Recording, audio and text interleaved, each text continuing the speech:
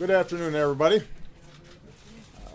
Let me start off by saying that I was sorely tempted to wear a tan suit today for my last press conference, but Michelle, whose fashion sense is a little better than mine, tells me that's not appropriate in January. I covered a lot of the ground that I would want to cover in my farewell address last week, so I'm just going to say a couple of quick things before I start taking questions. First, we have been in touch with the Bush family today after hearing about President George H.W. Bush and Barbara Bush being admitted to the hospital this morning. They have not only dedicated their lives to this country, they have been a constant source of friendship and support and good counsel for Michelle and me over the years.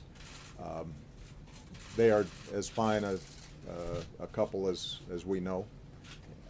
And so we want to send our prayers and our love to them. Really good people. Second thing I want to do is to thank all of you. Some of you have been covering me for a long time. There's folks like Christy and Lynn. Some of you, I've just gotten to know. We have traveled the world together. We've hit a few singles, a few doubles together. I've offered advice that I thought was pretty sound, like don't do stupid stuff. And even when you complained about my long answers, I just want you to know that the only reason they were long was because you asked six-part questions. But I have enjoyed working with all of you.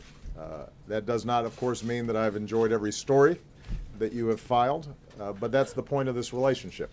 You're not supposed to be sycophants. You're supposed to be skeptics. You're supposed to ask me tough questions.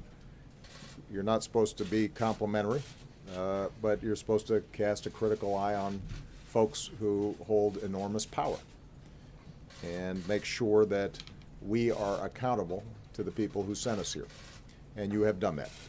And you've done it, for the most part, in ways that I could appreciate for fairness, even if I didn't always agree with your conclusions. And having you in this building has made this place work better. It keeps us honest. It makes us work harder.